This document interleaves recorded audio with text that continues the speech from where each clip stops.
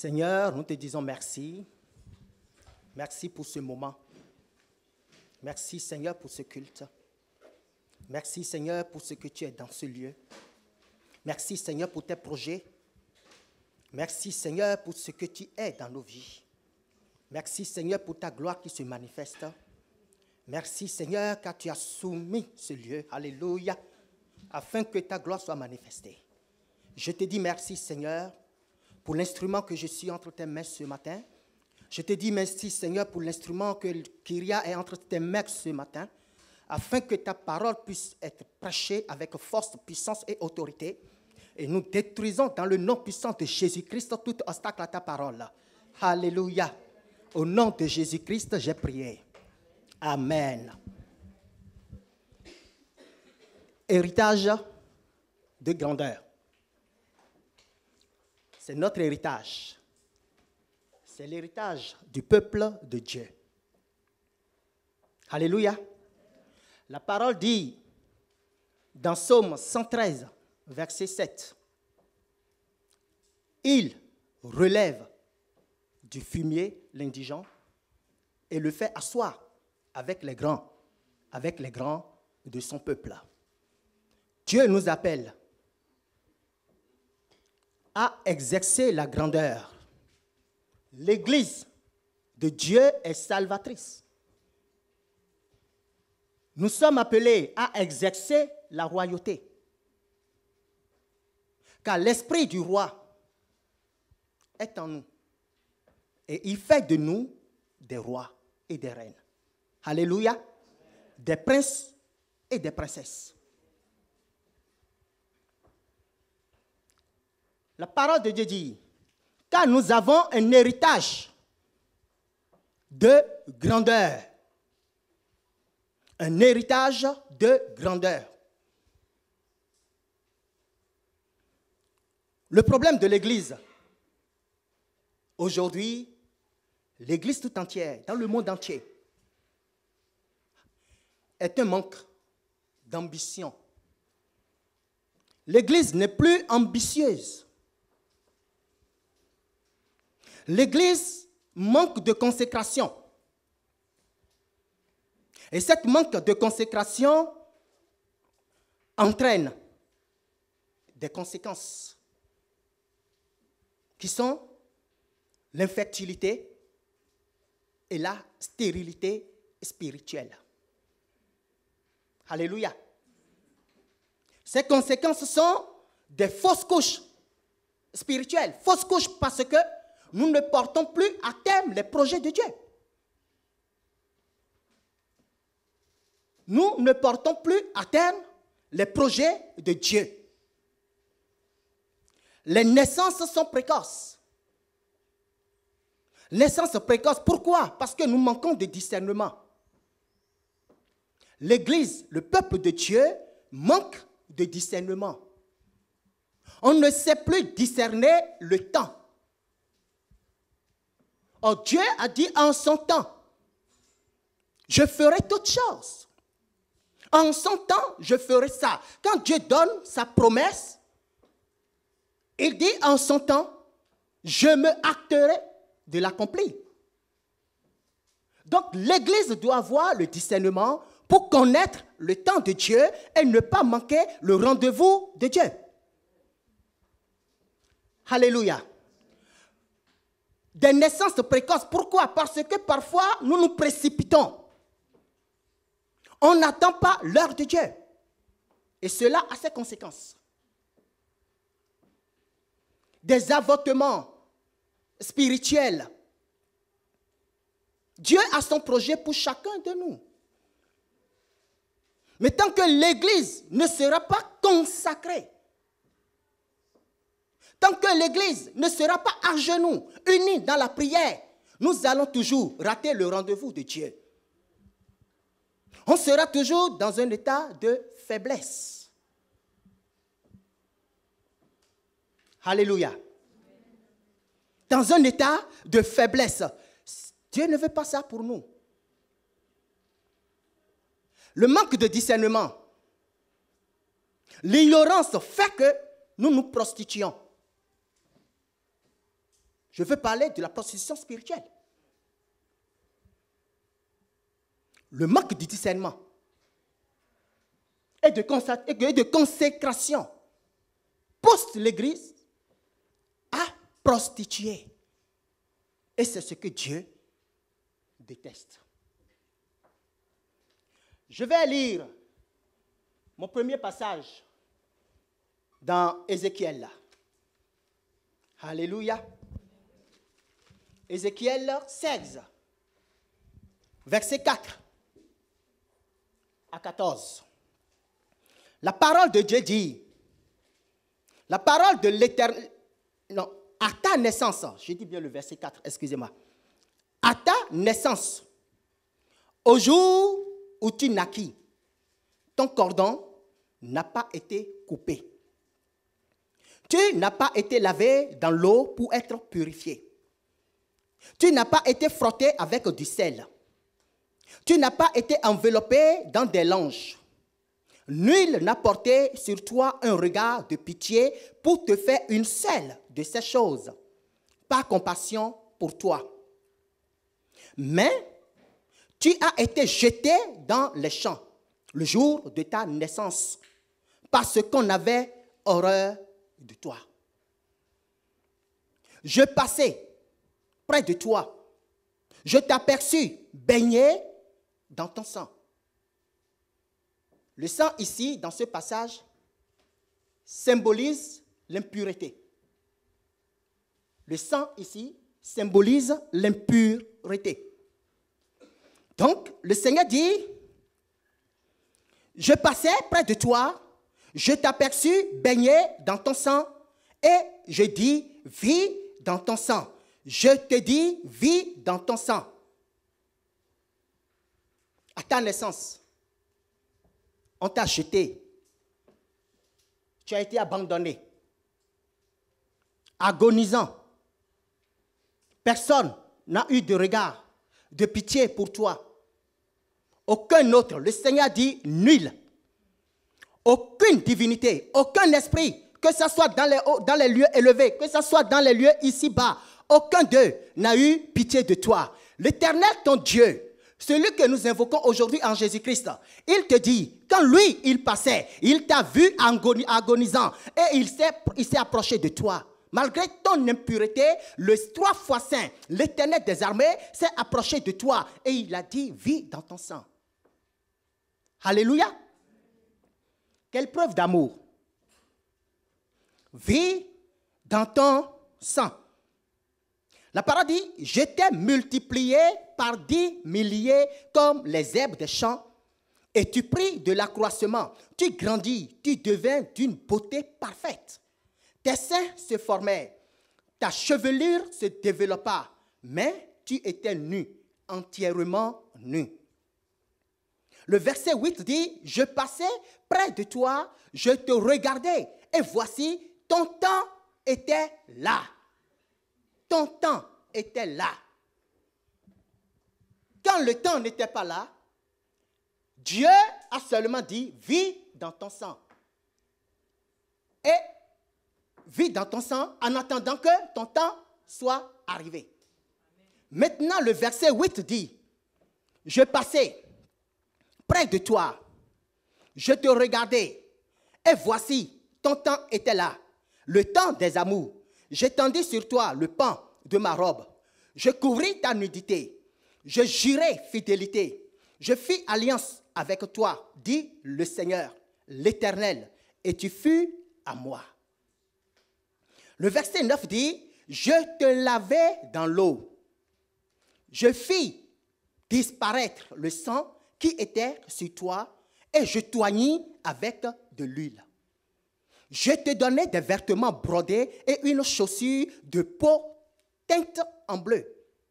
Je te ceignis de fin lin. Je te couvris de soie. Je te parai d'ornements. Je mis des bracelets à tes mains, un collier à ton cou. Je mis un anneau à ton nez, des pendants à tes oreilles et une couronne magnifique sur ta tête.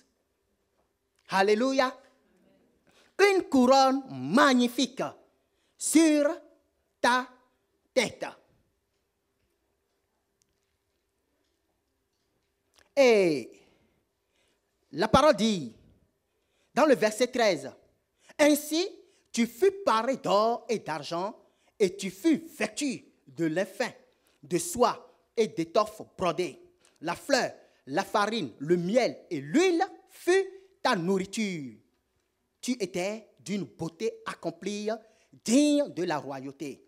Et ta renommée se répandit parmi les nations à cause de ta beauté, car elle était parfaite, grâce à l'éclat dont je t'avais orné, dit le Seigneur l'Éternel. » Béni soit le Seigneur pour sa parole. Ce passage de la parole de Dieu nous montre étape après étape notre transformation. Il nous dit ce que nous étions, notre ancien état et ce que Dieu a fait de nous. Ce que nous sommes maintenant dans la présence de Dieu. Ce qu'est l'Église qui a reçu Jésus-Christ. L'Église qui a connu une nouvelle naissance en Jésus-Christ. Ce que nous sommes, ce passage nous l'a révélé. Alléluia. Notre ancien état, la parole dit, on était, il dit, à notre naissance, on était abandonnés, jetés dans les champs, agonisants et voués à une mort certaine.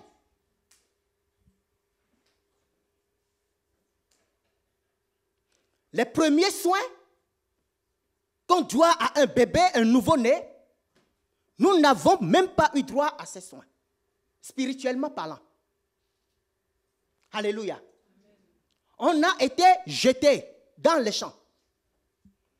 Ça veut dire, on était des proies aux animaux sauvages. Donc, voués à une mort certaine.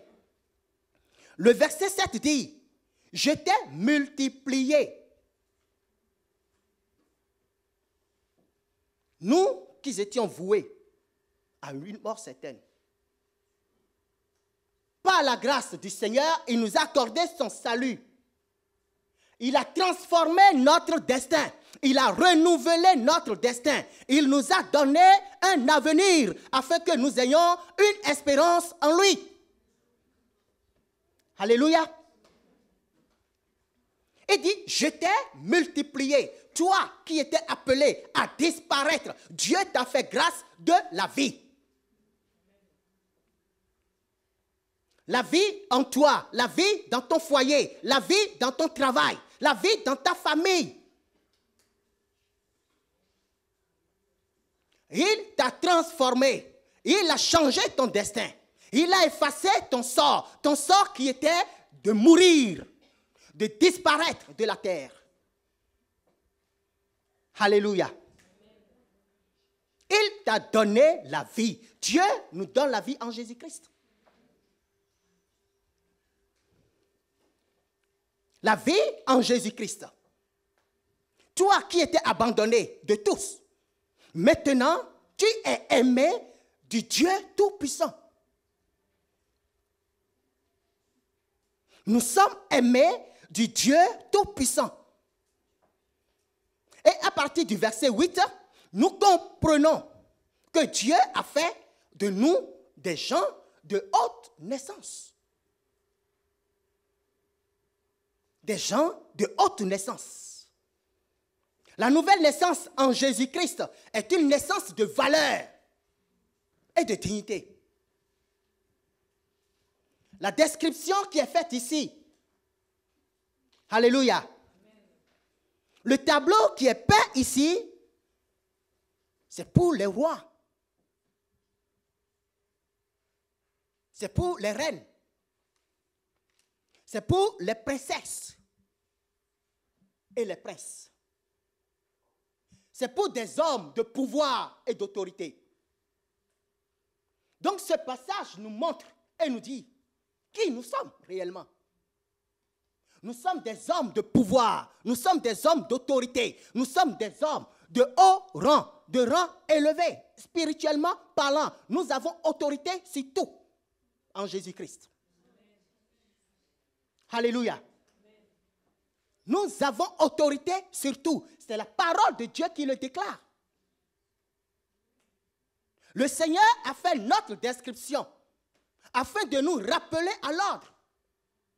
Nous ne sommes pas des gens qui vont demander, mais nous sommes des gens qui donnent. Nous sommes des gens qui ont le pouvoir de transformer les vies. C'est pourquoi la parole dit que le monde attend la révélation des fils de Dieu.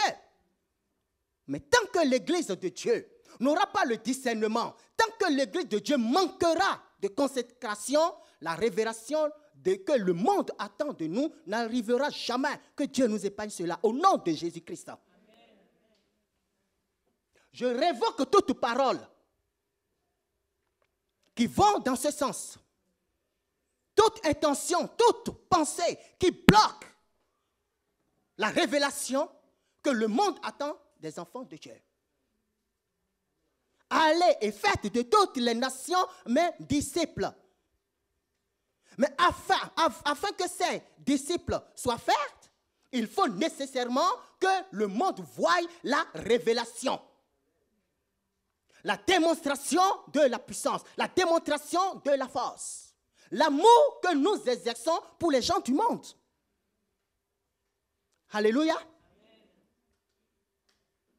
Nous bénissons le Seigneur pour cette parole ce matin. L'héritage de grandeur. C'est notre héritage. Dieu nous appelle à exercer la royauté. Nous sommes appelés à vivre la royauté au nom de Jésus-Christ. Alléluia. Nous allons voir pourquoi ce qu'est l'héritage. Pourquoi nous avons l'héritage de grandeur. Dieu dit dans Genèse 22, verset 18, Dieu dit à Abraham qu'il allait le rendre grand et qu'en sa postérité, toutes les nations de la terre seront bénies. Je te rendrai grand. La grandeur est omniprésente dans toutes les promesses que Dieu a fait à son serviteur Abraham, à son ami Abraham. Et nous, aujourd'hui, nous héritons de toutes ces promesses de grandeur.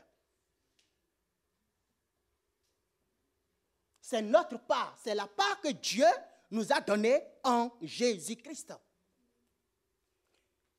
C'est notre héritage en tant que postérité d'Abraham. Nous avons été mis à part pour la grandeur. C'est notre vocation d'être une bénédiction pour ce monde. Et Dieu a apporté des changements. Alléluia. Et Dieu a apporté des changements positifs. Nous sommes dans ce monde, le chrétien, le peuple de Dieu que nous sommes, que nous formions, nous sommes dans ce monde des agents de changement positif. Ce qui reste, il faut que le chrétien prenne connaissance, qu'il prenne conscience de ce qu'il est. Et cette prise de conscience se fait en 2 étapes.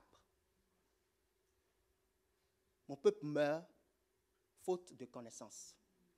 Par ignorance, mon peuple meurt. Car ils ne connaissent pas qui je suis.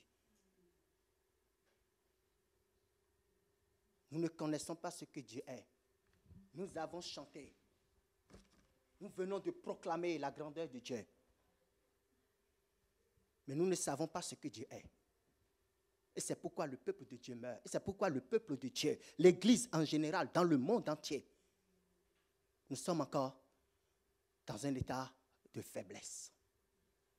Que Dieu relève son peuple. Au nom de Jésus-Christ.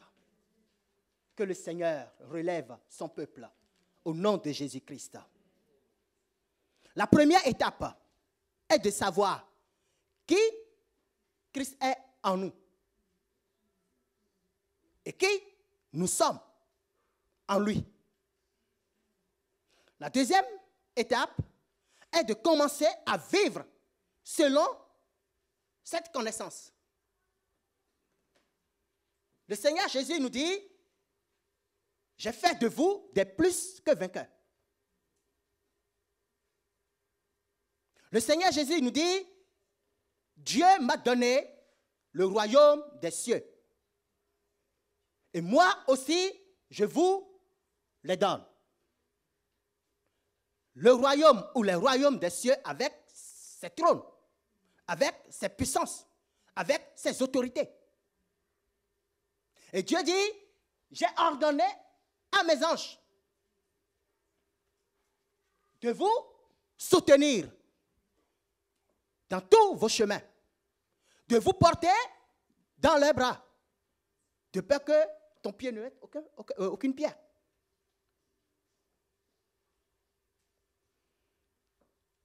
C'est ce que Dieu a fait de nous, c'est ce que nous sommes en Jésus-Christ. Nous sommes des privilégiés. Qui tu es pour que Dieu ordonne à des êtres puissants de te soutenir? Dieu ordonne à des êtres puissants, il leur a dit, quand il va parler, accomplissez ce qu'il dira. Chaque fois qu'il fera une prière, accomplissez cette prière, exaucez cette prière. Qui tu es pour que le Seigneur dise à ses anges, des êtres élevés dans les cieux, de te porter dans leurs bras, pour que tu ne cognes pas une pierre.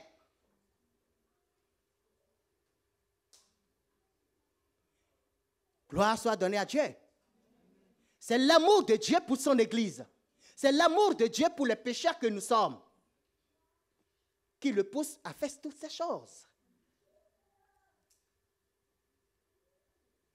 Il dit, je dispose en votre faveur. C'est la parole du Seigneur Jésus-Christ à ses disciples. De la même manière que le Père a disposé en ma faveur le royaume des cieux, moi aussi, je vous le dispose en votre faveur. Alléluia. C'est comme si tu as un passe-droit pour rentrer au palais aux Élysées. Tu rentres comme tu veux dans le royaume des cieux. Chaque fois que tu prononces le nom de Jésus-Christ, au nom de Jésus-Christ, tu te présentes devant le trône de Dieu. Chaque fois que tu te trouves dans une situation, tu dis au nom de Jésus-Christ, Dieu envoie ses anges te soutenir. Les chrétiens que nous sommes, nous devons prendre connaissance, nous devons prendre conscience de ce que nous sommes réellement en Jésus-Christ. Nous sommes appelés à exercer la royauté, à exercer la grandeur. Alléluia. Dieu dit dans sa parole, Genèse 12, verset 2, je ferai de toi, en parlant à Abraham, je ferai de toi une grande nation et je te bénirai. Je rendrai ton nom grand et tu seras une source de bénédiction. Ce n'était pas Abraham qui a demandé à Dieu, s'il te plaît, rends-moi grand. Il dit, il ne s'est pas mis à genoux pour demander à Dieu, fais de moi quelqu'un de rang élevé. Rends mon nom grand. Non, la parole dit que c'est Dieu lui-même qui, dans sa souveraineté, a choisi de le rendre grand et de faire de lui une bénédiction pour toute la terre, pour toutes les nations. Cela signifie que nous ayons l'intention ou pas, la grandeur est le rêve de Dieu pour nous. La grandeur est le rêve de Dieu pour son Église. Dieu veut que son peuple soit grand. Alléluia. Et que l'Église va, ou que l'Église aille de victoire en victoire. De victoire en victoire.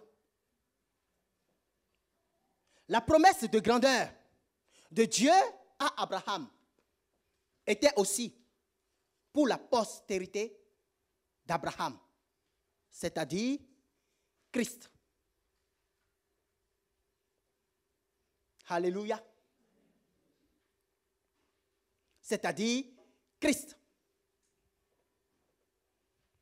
Galates 3, verset 16 dit, « Or, les promesses ont été faites à Abraham et à sa postérité. Il n'est pas dit, et aux postérités comme s'il s'agissait de plusieurs, mais en tant qu'il s'agit d'une seule, et à sa postérité, c'est-à-dire à Christ. » Or, nous, enfants de Dieu en Jésus-Christ, nés de nouveau, nous avons été baptisés en Christ. Cela signifie que nous sommes la postérité d'Abraham et par conséquent un héritier selon la promesse. Alléluia. Un héritier selon la promesse. Parce que nous sommes greffés à Jésus-Christ, notre Seigneur. Attachés à lui. Et c'est en lui que nous sommes une nouvelle créature. Et puisque nous sommes attachés à lui, nous devenons héritiers. À part entière. Nous sommes héritiers. Parce que nous sommes greffés en Jésus-Christ. Nous sommes un avec lui. Et c'est pourquoi la parole dit que nous sommes co-héritiers avec Jésus-Christ. Ce qui fait de nous des héritiers du royaume de Dieu. Des héritiers de toutes les promesses de Dieu en faveur de son Église. Alléluia. Galates 3, verset 27 à 29 dit, « Vous tous qui avez été baptisés en Christ, vous avez revêtu Christ. Il n'y a plus ni juif, ni grec. Il n'y a plus ni esclave, ni libre. Il n'y a plus ni homme, ni femme. Car tous, vous êtes un en Jésus-Christ. Et si vous êtes à Jésus-Christ, vous êtes donc la postérité d'Abraham, héritier selon les promesses, ou selon la promesse. Il suffit à chacun de nous de prendre connaissance de ces choses et de parler. Dieu attend que le chrétien ouvre sa bouche. Dieu attend que le chrétien ouvre sa bouche pour faire sa volonté. Si vous le demandez avec foi, il le fera. Alléluia. Le peuple de Dieu doit se lever. Le peuple de Dieu doit se lever au nom de Jésus-Christ.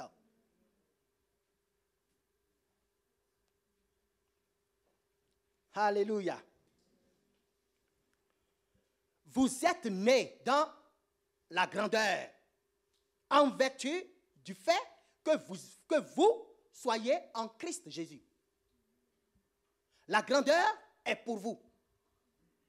La grandeur est pour la nation de Dieu, le peuple de Dieu.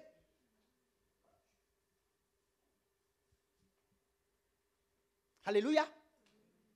Nous sommes des rois, nous sommes des princesses, spirituellement parlant. Et le monde attend de nous la révélation.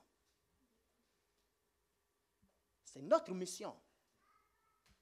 Allez et faites des nations mes disciples. Faites de toutes les nations mes disciples. Dieu nous a équipés. Dieu nous a donné sa parole. Et la parole de Dieu est esprit. La parole de Dieu est oui. La parole de Dieu est amen. Il suffit aux chrétiens de la saisir. Saisissons la parole de Dieu. Mettons-y notre foi. Et nous allons voir les choses avancer. Les choses se transformer. Alléluia. Croyons que Dieu peut tout. Croyons que Dieu peut tout. Alléluia. Nous bénissons le Seigneur.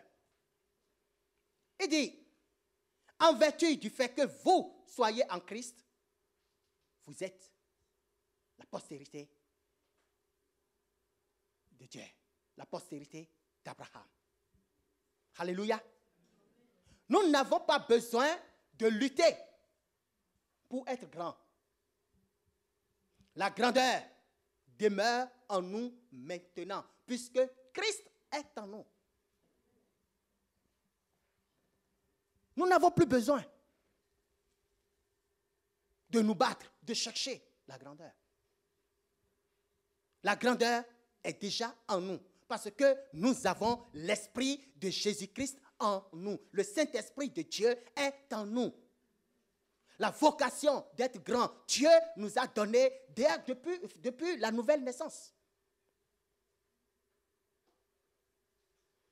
Depuis la nouvelle naissance, nous avons la grandeur en nous. Il suffit seulement de prendre, de saisir la parole de Dieu, de mettre notre foi sur la parole de Dieu, sur ce que Dieu dit que nous sommes. Alléluia. Vivons chaque jour, semaine après semaine, mois après mois, avec la mentalité du grand homme ou de la grande femme que nous sommes en Jésus-Christ. Alléluia. Je vous exhorte à prendre connaissance de ces choses. Notre Dieu est un Dieu fidèle. Notre Dieu est un Dieu fidèle. Il ne renie pas sa parole. Ce qu'il dit, il le fait.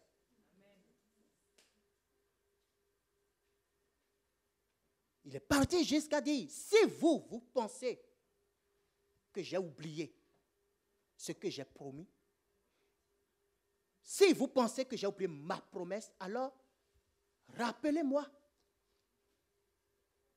Rappelez-moi. Oh Dieu, la mémoire de Dieu de génération en génération, il n'oublie pas. Il dit ça pour nous inciter à la prière. Ah oui, Seigneur, tu m'as dit ci, Seigneur, tu m'as dit ça. Seigneur, mais voilà aujourd'hui la situation dans laquelle je suis. Regarde, Seigneur, vois ce que je vis maintenant. Or, ta promesse, voilà ta promesse. Apprenons à prier avec la parole de Dieu.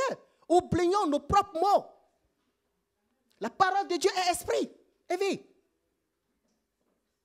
Apprenons dès maintenant à utiliser la parole de Dieu pour prier. Rappelons à Dieu ses promesses en notre faveur. Seigneur, tu es le même hier, tu es le même aujourd'hui et tu es le même éternellement. Tu m'as dit, Seigneur, que je suis béni en ton serviteur Abraham. Mais je veux vivre ces bénédictions maintenant, Seigneur. Ou les propres promesses, les promesses personnelles que Dieu vous a faites, mettez-les devant le Seigneur. Seigneur, tu as dit ça, Seigneur, tu as dit ci. J'attends que cela s'accomplisse, que cela se réalise maintenant, Seigneur.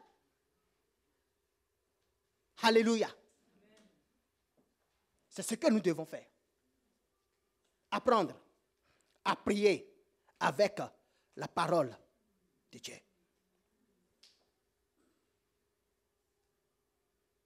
Alléluia. c'est notre année. C'est notre saison de grandeur. Nous devons exercer la grandeur. Dieu n'attend que ça. Le grand frère du fils prodige.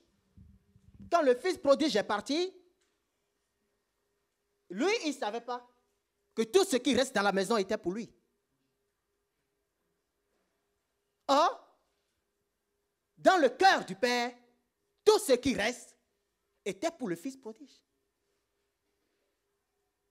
L'Église est dans cette errance aujourd'hui. Nous ne savons pas que tout ce que Dieu a dans sa maison, tout ce que Dieu a dans le royaume des cieux nous appartient. Tout. Le grand frère dit, ah mais depuis que moi je suis ici, je fais tout pour toi, mais tu ne m'as jamais donné quelque chose pour faire une fête avec mes amis. Le père dit, mais tout était à toi, il te suffit seulement de prendre. Tu n'as même pas besoin de me demander. C'est ce que Dieu attend de nous. Le royaume des cieux est à nous, selon la parole du Seigneur Jésus-Christ. Les trésors du royaume des cieux sont à nous, selon la parole du Seigneur Jésus-Christ. Les puissances des royaumes des cieux nous sont soumises, selon la parole du Seigneur Jésus-Christ. Alléluia. Les anges ont reçu l'ordre de Dieu de nous obéir. Alléluia.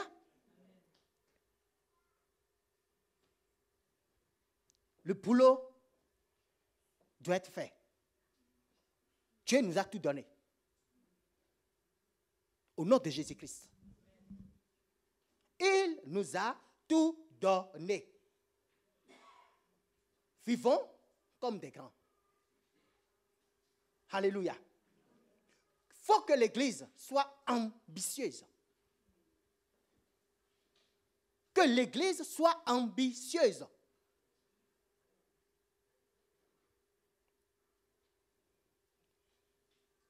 Ceux qui sont grands, ceux qui sont nés grands, ont une façon de penser, de parler, de marcher et de vivre. C'est des gens qui ne disent plus « j'aimerais ». Non, ils disent carrément « je veux ».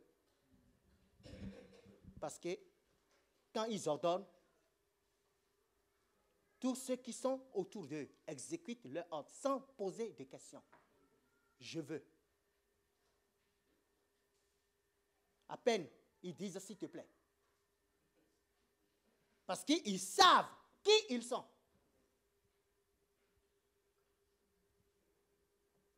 Ils savent qui ils sont. Donc nous devons prendre conscience de ce que la parole de Dieu dit que nous sommes. De ce que la parole de Dieu dit, que ce que Dieu a fait de chacun de nous. Alléluia. Et marchons dans cette direction. Exerçons la foi. Aimons de tout notre cœur le Seigneur Jésus-Christ. Et nous verrons que les murs vont s'écrouler au nom de Jésus-Christ.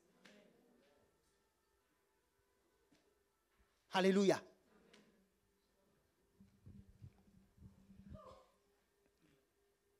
Par la puissance de la parole et par la capacité de l'esprit, ils opèrent des miracles. Vivons comme les disciples, comme l'Église primitive. Oui, malgré la persécution, malgré les châtiments, ils ont progressé, ils ont exercé leur foi, ils ont exercé leur ministère au péril de leur propre vie. Et pourquoi pas nous aujourd'hui, qui avons la paix d'exercer notre foi. Le Saint-Esprit de Dieu était avec les disciples. Le Saint-Esprit de Dieu, le même, il est aussi avec nous aujourd'hui. Si les disciples n'avaient pas exercé leur foi, s'ils avaient abandonné, déposé les armes, on ne sera pas là aujourd'hui. Non. Ils ont combattu le bon combat. Combattons le bon combat. Au nom de Jésus-Christ. Le bon combat au nom du Seigneur Jésus-Christ. Les miracles, Dieu est prêt à les faire. Il est le Dieu des miracles. Mais il veut que toi, tu sois ce canal qu'il va utiliser. Que je sois ce canal qu'il va utiliser. Rendons-nous disponibles à Dieu. Prêtons nos voix à Dieu. Prêtons nos lèvres à Dieu. Nos bouches à Dieu. Alléluia. Soyons courageux. Audacieux. C'est ce que Dieu veut. De chacun de nous. C'est ce qu'il attend de chacun de nous. Au nom de Jésus-Christ. Alléluia. Nous devons faire en sorte que de grandes choses se produisent dans nos vies, dans nos foyers, dans nos maisons, dans nos lieux de travail. Nous avons la puissance, nous avons reçu la puissance de changer, de transformer les vies. Il faut oser parler. Osons parler. Osons apporter l'évangile à ceux qui sont dans le monde. Manifestons de l'amour à leur égard. Au nom de Jésus-Christ. Au nom de Jésus-Christ. C'est ce que Dieu attend. Nous avons tout reçu. Tout nous a été donné. Tout a été mis à notre disposition. Le trésor de Dieu est à nous maintenant en Jésus-Christ. Alléluia. L'arsenal de Dieu est à nous maintenant au nom de Jésus-Christ. Il nous suffit de nous lever. Soyez bénis dans le beau nom de Jésus-Christ. Alléluia. Je vais prier. Alléluia. La parole de Dieu dit dans Genèse que Jacob a maudit son fils, son premier-né, Ruben, parce qu'il a souillé la couche de son père. Il a dit, tu seras le dernier. C'est vrai que tu es le premier, mais tu seras le dernier de tous tes frères. Et cette malédiction de son père l'a poursuivi des générations, 4 générations sont passées. Et quand Moïse est venu, Moïse a vu spirituellement la situation de Ruben. Celui qui a commis ce péché, il n'était pas là, ces générations après. Mais la malédiction poursuit tous ses enfants. Et Moïse a dit, oh Ruben, qui t'a attaché comme ça? C'est là que par le canal de Moïse, Dieu a délivré Ruben de cette malédiction. Il arrive que même dans l'Église, nous sommes poursuivis par ces malédictions de nos pères, de nos aïeux, de nos ancêtres. Mais Dieu a donné l'autorité à son Église de détruire ces choses afin de libérer le peuple de Dieu. Au nom de Jésus-Christ. C'est pourquoi je lève mes mains et je prie pour vous. Seigneur éternel Dieu, Jésus-Christ mon roi, Jésus-Christ mon Seigneur, Jésus-Christ ma force, en ton nom je lève mes mains et je prie pour ton Église. Je prie Seigneur afin que l'Église soit libérée de tout joug et de tout fardeau ancestral au nom de Jésus-Christ. De tout joug et de tout fardeau familial au nom de Jésus-Christ. Seigneur, nous mettons fin au règne du mal. Nous proclamons la liberté. Nous proclamons la joie. Nous proclamons, Seigneur, le progrès dans le nom de Jésus-Christ. Seigneur, je prie afin que ton peuple entre dans toute sa bénédiction selon la promesse de grandeur que tu nous as donnée. Amen. Merci, Seigneur.